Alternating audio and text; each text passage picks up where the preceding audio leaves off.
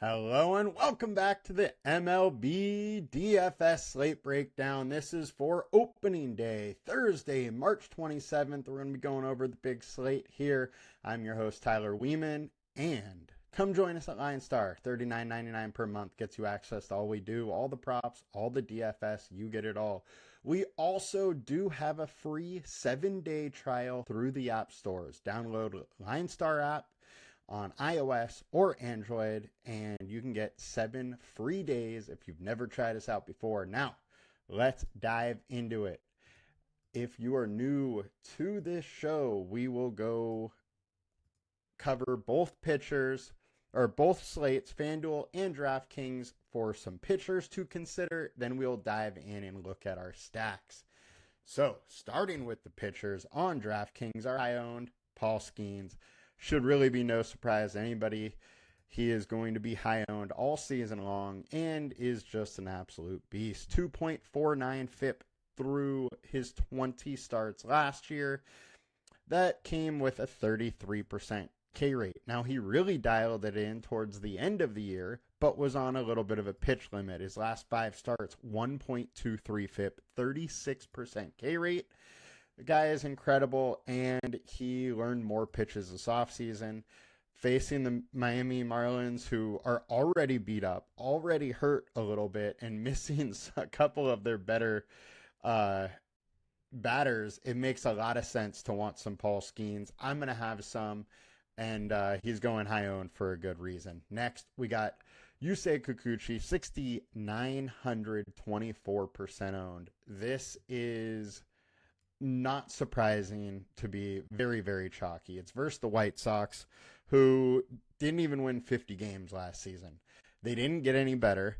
They are just down struggle street, if you will. And Kikuchi, pretty solid. 3.75 FIP over his last 20, down to 2.63 over his last 5. We know there's the big-time strikeout stuff, 30.8 K rate over his last 20 starts, and it seemed like he really dialed it in when he got traded to the Astros. He is now with the Angels. We're still waiting to see, what kind of changes he has with another new organization, but we've seen for years now Kikuchi can really get it together, and he's in a good spot. This White Sox team is just not very good. 222 average for their team split versus Kikuchi, and really not that much pop either. So I like Kikuchi. I don't mind having some. Don't mind eating some chalk here at 6,900. He's just too cheap. So I'm fine getting to some Kikuchi as well. We have a combined K rate of 28.8%, is just extremely high for a 6,900 guy. So I'm fine taking some savings there. Next, we got Hunter Green, 7,400, 24% owned. This is one that I might fade a little bit. Now, I personally do prefer the San Francisco Giants stack versus the Reds rather than going Hunter Green. I may still have a little bit of Hunter Green, but I would prefer the Giants stack. We also do have a little bit of weather that we're going to be watching in this game, so make sure you watch the weather report before lock tomorrow when the slate starts. But Hunter Green, he is, the same guy he's been the last couple years. Big time strikeout upside when he gets it rolling. But if he doesn't quite have it, it can be a little bit of home run derby, especially in this great American small park that we got. Very hitter-friendly park. Can hit the home runs, but Hunter Green has fared very well versus the Giants in the past. 46 plate attempts, they're only hitting .098, 146 ISO, 202 WOBA with a 45% K rate. So there is definite reason to want to play Hunter Green. I just do fare with this Giants a little bit more. I could be wrong here, but opponent team splits work or in the Giants' favor, and I think that Giants offense is going to be a little bit better than people expect. Sonny Gray, 7,800, 18% owned. This is another one that I'm not totally on board with. Sonny Gray had an ERA of 12 in spring training. Now, he's an extremely good pitcher, so I'm not saying just jump on the Minnesota stack, but I think having some Minnesota Twins stacks wouldn't be a bad idea with the form that Gray was in spring training. I mean, it is spring training. They're trying to figure out things, so you can't look too much into that, but it is a little bit of a warning sign, and with him being high owned, I would rather get off some chalk here. Now, he does have the K rate that we're looking for. He does have solid FIP, solid numbers. This Twins offense is decent, though, and it's just not a spot I really want to pick on. Michael King, 8K. He is a great pitcher, but I just can't go against those Atlanta Braves. I'm not really going there as well. Pivot time. 4 pitchers that I like to pivot to. Pablo Lopez, 8,200. He is only 6% owned. It is versus this Cardinals offense that really couldn't get much going at all last year.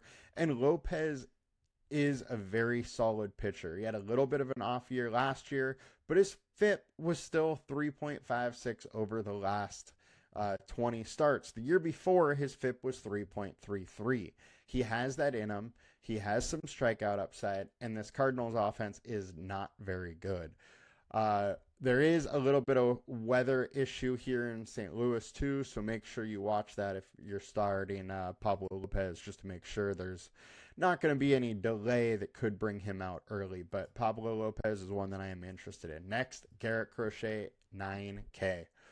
As far as strikeout upside, nobody on the slate other than Paul Skeens has this kind of upside. He has 36% K rate over his last 20 starts. Now, his K rate's going to be a little lower than that through a full season because his last 20 starts, the last 10, 15 of them were abbreviated. He wasn't able to go the full length. He was only being held the 3 or 4 innings. And, they had their kid gloves on him, trying to be careful with him. But he has legit strikeout upside. I am very much interested in him. The Rangers offense wasn't that good last year. I do think they are going to bounce back a little bit. They do have a lot of talented hitters, but I don't mind taking some shots with the big time upside with Garrett Crochet. 36.6% combined K rate is just giant. Rangers struck out a decent clip, and I'm absolutely willing to take a chances on low-owned Crochet. Next, Sandy Alcantara, 7,700. We haven't seen much of him. He sat out all of last year with an injury. He's back and supposedly has no innings limit. He looked fairly good in spring training, and it's versus Pittsburgh Pirate offense that really doesn't have much going for it. 23% K rate. The splits aren't in their favor. 0.252 average over the last 150, 0.236 over the last 20. And Alcantara is a guy that can work super deep into the games, be very efficient, and get it done. I don't mind a little Alcantara. I think 7,700 and hoping for a bounce back from him is fine. Just don't go too crazy with him. And lastly, super value play, 6K Clay Holmes starting against the Houston Astros. Now, the Astros are never a team I like to go against. They just don't strike out that much, but this is a little bit of a different Astros team. They're younger. They have some different players. So waiting to see how this offense gels all together. Clay Holmes, what do we know about him? He was a reliever. He has very, very good stuff. Now, they're not going to let him go 100 pitches in this start, but he does have strikeout stuff. 37.5% strikeout rate in his short starts. If you look through his player card, he's averaging a little over 1 strikeout per inning. And I don't mind getting some Clay Holmes at 6K and taking some shot. That is just way cheap, and it's an easy pivot off Kikuchi. While I love Kikuchi, just realize that throughout the years, at least in Toronto, he would go through spans of inconsistency and could really get blown up. We could see that again. And if so, Clay Holmes could be a nice little pivot.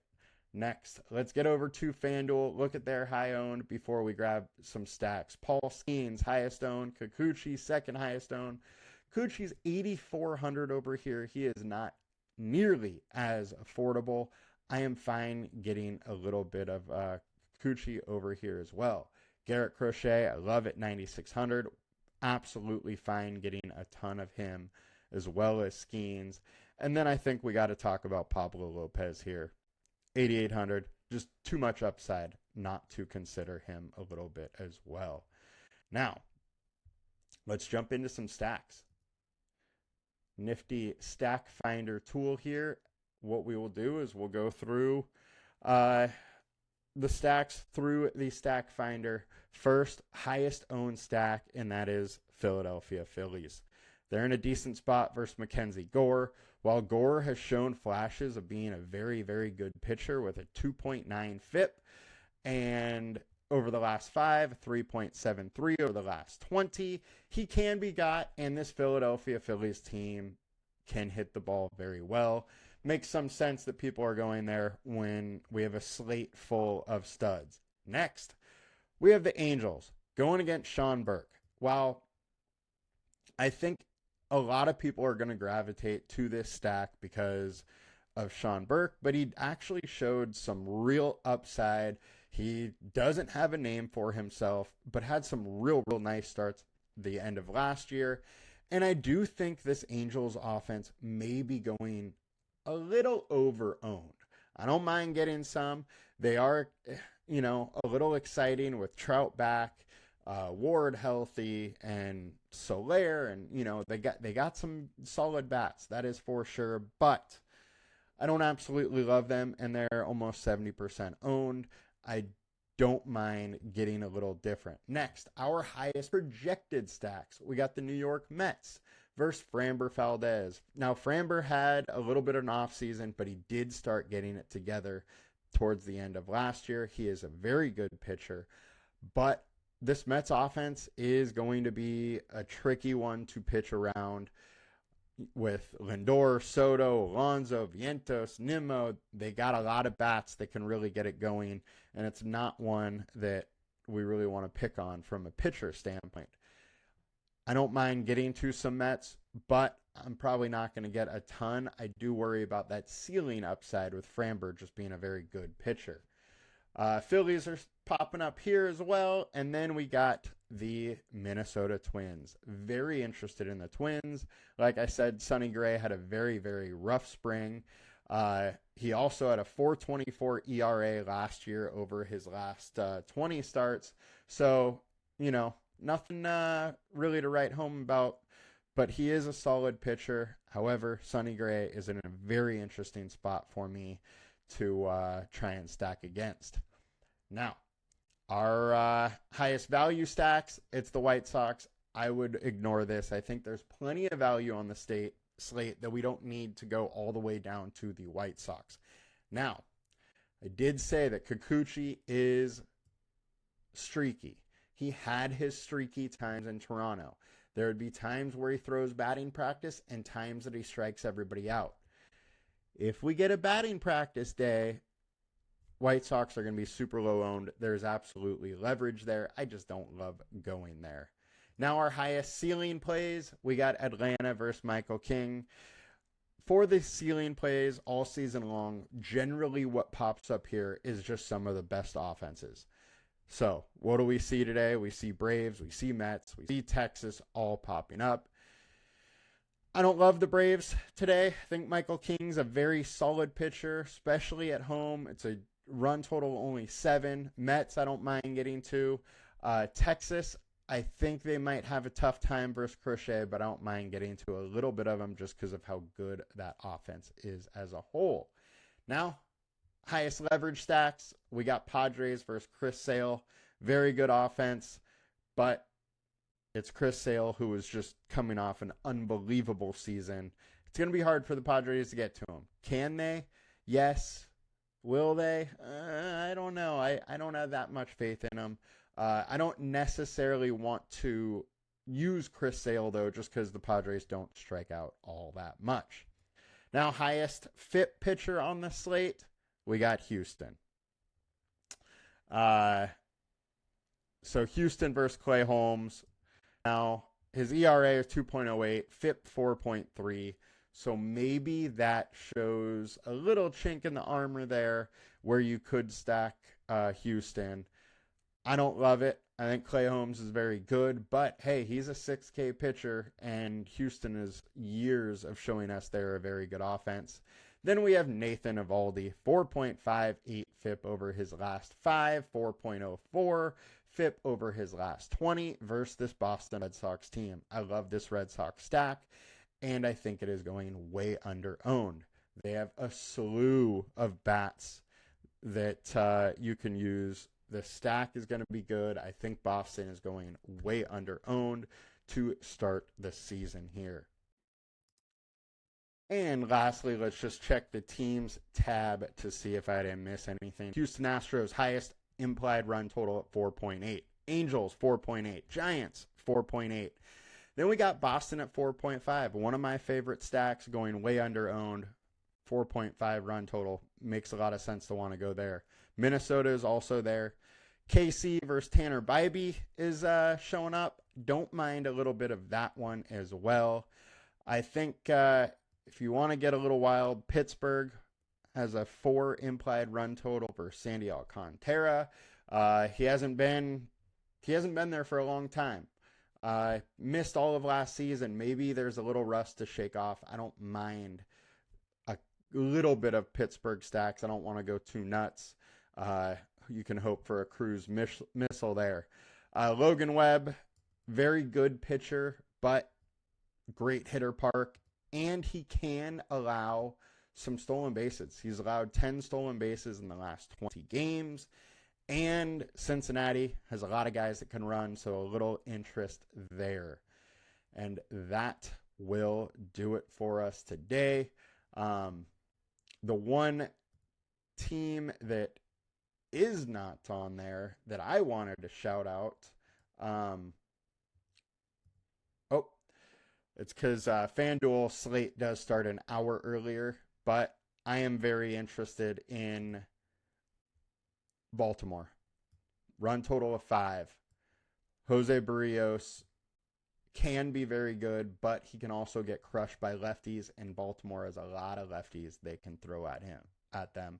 I also do not mind taking some Milwaukee, even though they are way down here at 3.3.